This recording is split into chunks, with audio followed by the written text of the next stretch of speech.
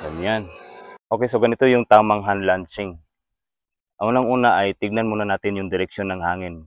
Kung saan yung direksyon ng hangin ay dapat hindi tayo nakaharap. No? Halimbawa, dito yung direksyon ng hangin, dapat dito tayo haharap. Yan, mag-hand lance tayo ng ganito.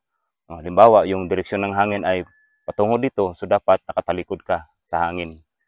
Ganyan. Dito sa ating lugar ay hindi naman ganun kalakas yung hangin. Halos walang wind gust, so pwede kahit saan tayo haharap. Maliban na lang siguro kung medyo malakas talaga yung wind gust, so ganyan talaga yung ating gagawin. Huwag tayong haharap sa hangin. So ito yung tamang pag hand lance, no? So iharap mo yung drone kung saan ka nakaharap. Ganyan. Kasi pag yung drone nakaharap sa iyo, ganyan, baka malito ka dito sa controller kapag nakaharap yung drone mo. So dapat yung drone kung saan ka haharap, doon din para hindi tayo malito sa ating controller. No? Yung paghawak natin, pwede ganyan, pwede rin ganyan. No? Yung paghawak natin, no? Ganyan. Lagay lang natin yung dalawang kamay natin dito sa ilalim ng drone, ganyan. So dapat naka-level, hindi nakatagilid yung drone, ganyan. Hindi rin pwede kung ganyan tayo.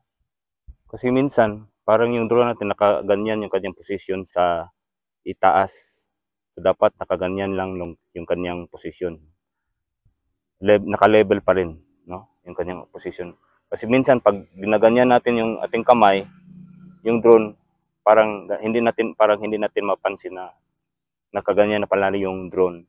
So delikado 'yan, no?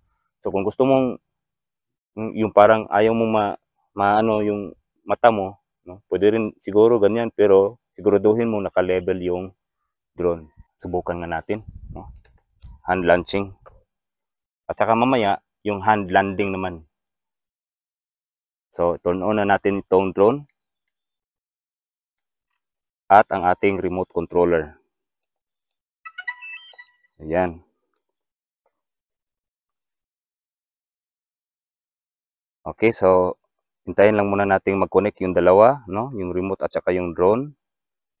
At mag-update yung home point para automatic na mag-return to home siya. So ang gagawin natin ay pindutin lang natin itong arrow up sa left side, ganyan.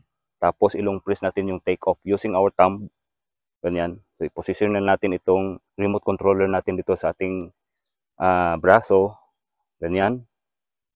At saka naka-position din yung ating drone. Take off lang natin. Ganyan. Okay, sa pag-hand landing naman, yung kadalasan ginagamit ko ay yung right hand ko. Kung saan yung direksyon ng hangin, dapat doon ka rin nakaharap. Okay, so paglaan ng drone, ganyan din, no? Posisyon lang natin yung kamay natin ng ganito. Tapos, yung kamay, ganyan, no? Para safe, no? Hindi masugatan yung kamay natin.